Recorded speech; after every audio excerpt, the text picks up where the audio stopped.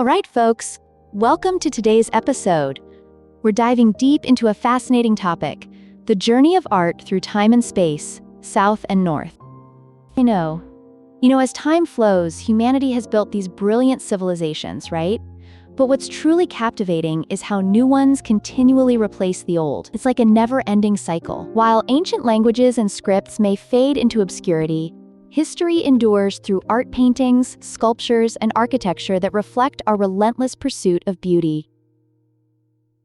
That's so interesting.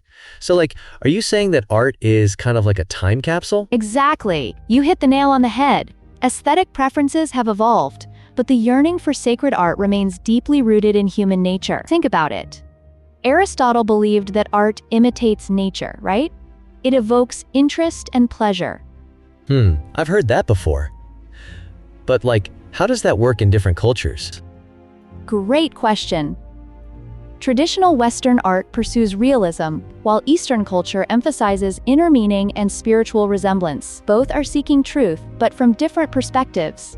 It's like two sides of the same coin. Ultimately, art embodies common themes of goodness and love, reflecting the artist's pursuit of faith and integrity. Wow, that's deep. So it's almost like art is a moral compass for society? Absolutely. Art serves as a vanguard of human morality, influencing values and prompting reflection on life. That's why this series, The Journey of Art Through Time and Space, aims to establish a correct perspective on art. I can see that. But what about medieval Europe? It sounds so gloomy with those castles and monks, right? Right. Turning back to medieval Europe, we find those gloomy castles and the solemn prayers of monks. The stained glass windows of Gothic cathedrals reveal people's reverence for God. Artists, often monks themselves, relied on the church for materials, which led to varied artistic styles in southern and northern Europe. Oh, wow. So, do they have different materials or something? Exactly.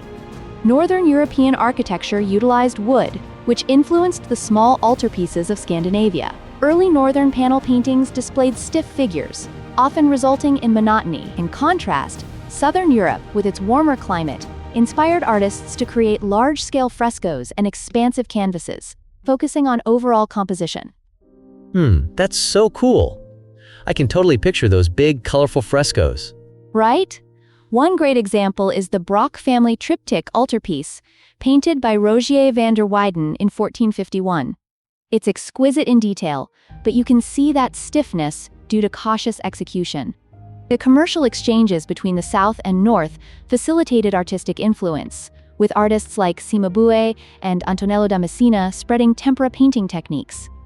Jan van Eyck later developed oil painting, which led to a resurgence of interest in ancient Greek and Roman art. Oil painting allowed for greater flexibility and depth in color, which was revolutionary at the time. Wow, that's fascinating. So the Renaissance was like this huge turning point, right? Exactly. The Renaissance, originating in 14th century Italy, marked a revival of ancient culture and art. Giorgio Vasari formerly used the term in 1550 to describe this cultural movement. A monumental example is The Wedding at Cana, painted by Paolo Veronese.